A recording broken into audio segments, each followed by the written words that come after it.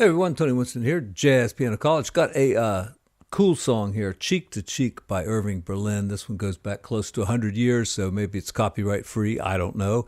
I've got my own kind of arrangement of it that has some weird chords and a change of time signature, and I'm going to play just a little bit of that. I just programmed it into the band in the box. Neither the drums or the bass is going to follow me exactly the way I want to. I'll have to hire a real trio to do that. But you'll get the idea. And then I'm just going to talk about the song in kind of a general way for beginners and advanced alike. You know, some chords, some theory, some scales for improvising, some riffs, something fancy. I don't know. Anyway, here's how the track goes. Here's how my arrangement goes.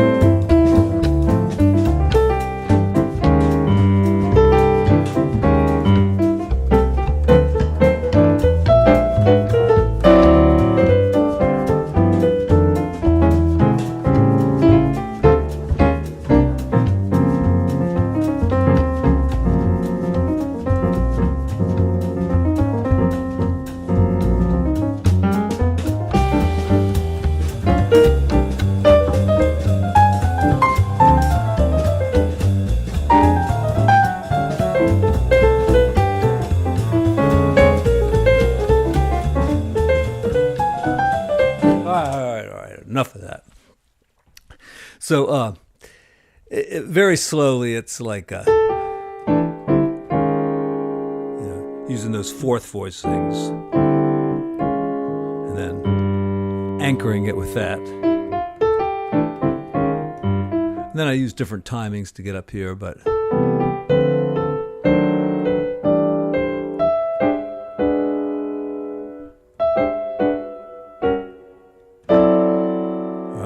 And then use a little planing. And there's like E7th with a flat 13, A7 sharp 9, and then some kind of like so what chords. That's one.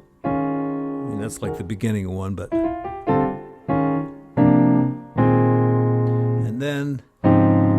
That's a D flat major, but got the A flat in the bass. And then I hit that one, and then take it up like a half step, except for that note, and that's like a G7, then we're back to this again. And then on the second time through, and I'm going to go through the song in the real regular way and just show you some, scales, chords, stuff like that. Second time.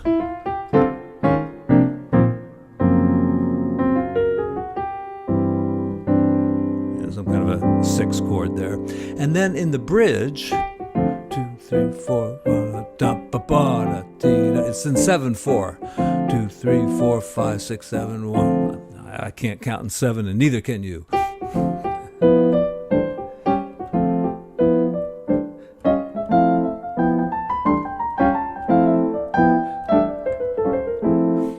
can't improvise in 7 very well either. But, with Band in the Box, I've been thinking about putting some tracks in there just in 7 and just learning how to flow over that. Somebody like Brad Meldau is just really good at, putting like polyrhythms and what do you call those, hemiolas and things over, 7/4 and 5/4. And if I do that, I get lost. All right, I'll be honest. I can kind of do it. I can certainly do it in 4/4 or 3/4, but, those other time signatures, I didn't grow up in Greece. All right. And then the bridge, or the second bridge, it's like a C minor 6.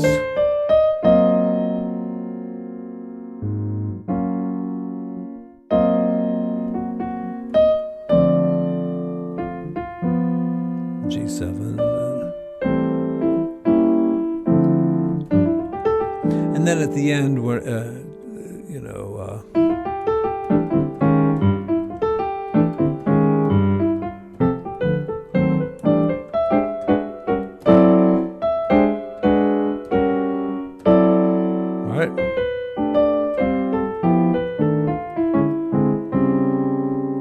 I wrote this arrangement back when I didn't really know what I was doing. So this stuff like, I'm just kind of messing around, really. I wasn't thinking theory or anything.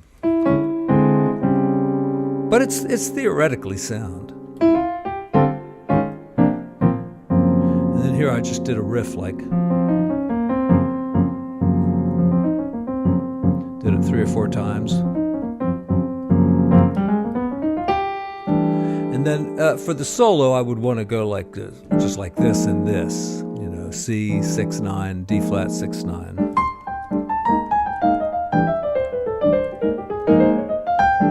Then go through the chords.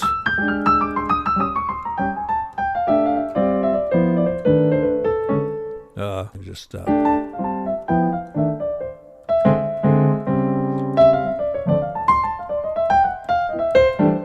don't know, something like that. All right, let's go over the basic song. It's in Real Book 3. And I was just thinking about how sometimes two scientists will arrive at the same conclusion using totally different methods, or sometimes 2 mathematicians will. And it happens that way in music too. Sometimes you can come up with the same kind of idea coming at it from 2 different angles. And I'm going to demonstrate that right now. I'm not going to make you wait for it. So the chords here, we got, let's get to the part I'm talking about quickly. First we got C major, and then, we've got this diminished chord, right?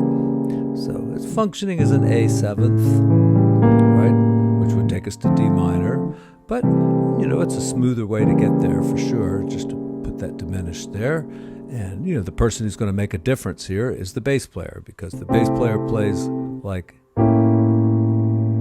an A, it'll come out as an A7th with a flat 9. But if the bass player goes to a C sharp, and as a solo piano player, you're the bass player too, so you decide how you want it to go.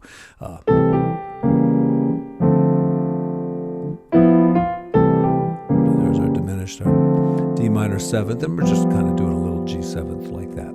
Now,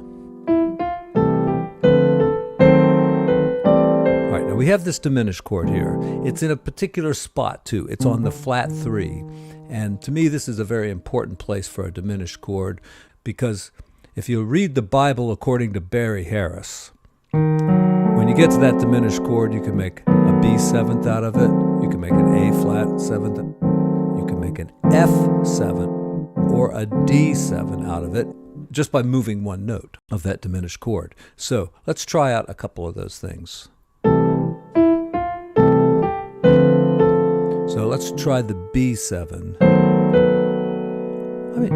Sounds pretty good. Let's try the A flat 7th.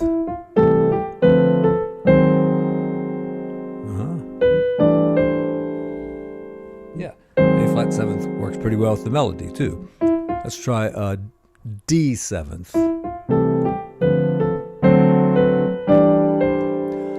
That seems to flow as well, but the root motion is a little bit stale, because you're going D and then D again.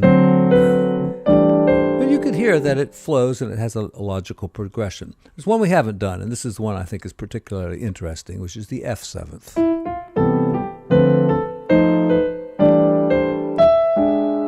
right, there's our B flat dominant chord there. So the F7, we got to it by changing our diminished chord. We had our diminished chord there on E flat, and we changed one note of it and got the F. And Barry Harris is very happy about this. But how else could we have gotten that chord? Well, we're going to E minor, right? And so doesn't F7 lead to E minor? Isn't that the cycle of fifths? You know, when you go down like a half step like that, from a dominant chord down a half step to any kind of a chord, really, minor, major, dominant, another dominant, whatever.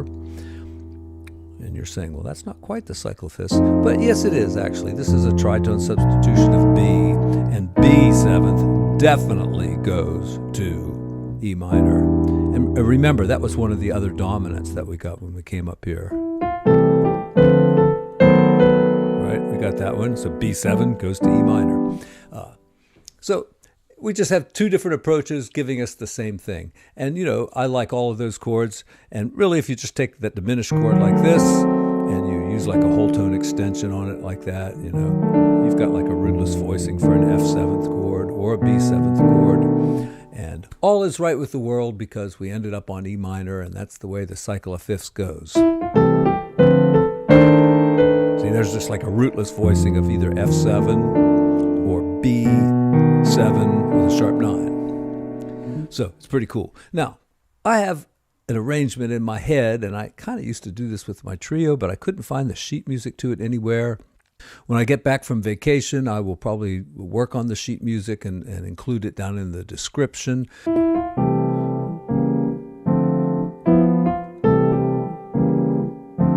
little G7th here, and then C major. Let's use our diminished chord. Put that in if you want. B7, sharp 11. You know, just use the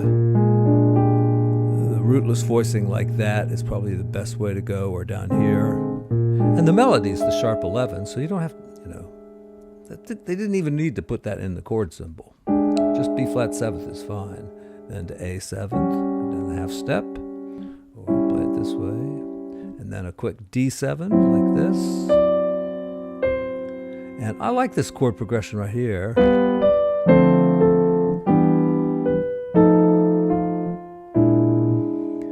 I don't think that's true to the original, but it might be. You would think it would go D minor to G, not the other way around, but... And a lot of people just stay on that G again, like that, do the same chords twice, G7, D minor 7. But according to this book... All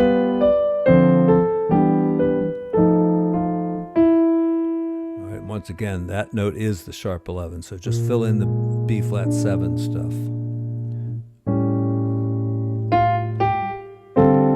Place for the so what chord right there. All right. Dominant chord right there going into a C minor, or heading towards the home key of C. You know, it's a jazz song. Put a flat 9 in there. Get this out of the way here. And here in the bridge, I always just went 2, 5, 1, 6. 1, 6, 2, 5, but starting on the 2.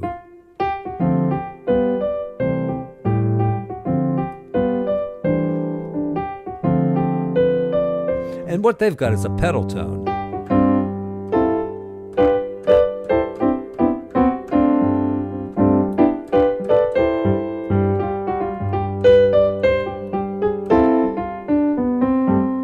Yeah, that's a good way to do it too. And once you get that pedal tone,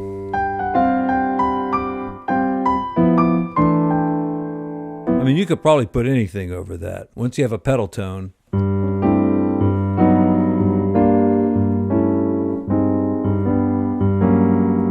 everything seems right, you know.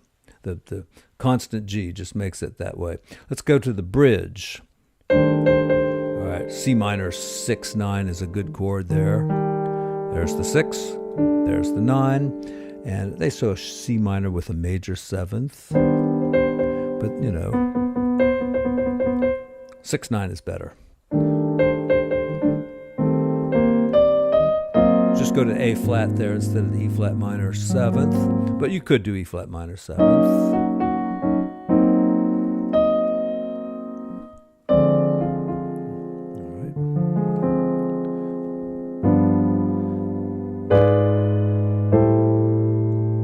Once again, you know, that diminished chord is probably functioning as an E 7th going to A minor, that cycle of fifths. but it could be other things too. Like a B flat seventh would sound good there.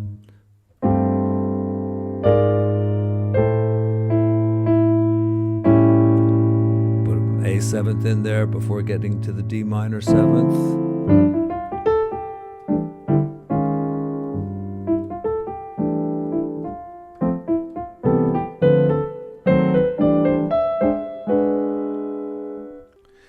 So for improv, just stay in C.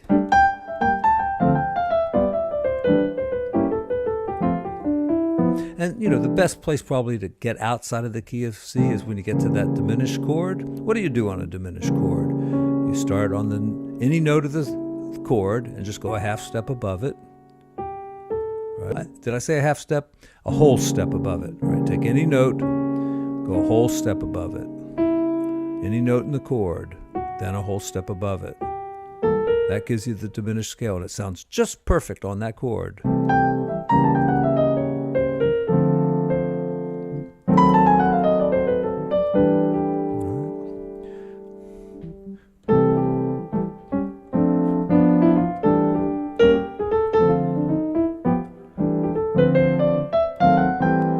A lot of chords there. You don't have to catch them all. Just keep thinking good ideas in C.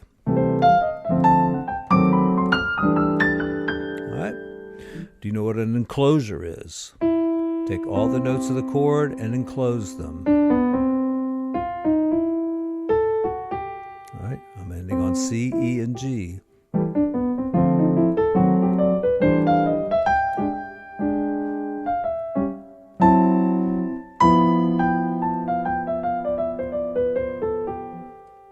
B flat seventh and A. A lot of chords to get by, and I would think most improvisers are not going to try to hit the scale for every chord, not on an up-tempo version. They're going to basically stay in the key of C, except when we're sitting on a chord for a while.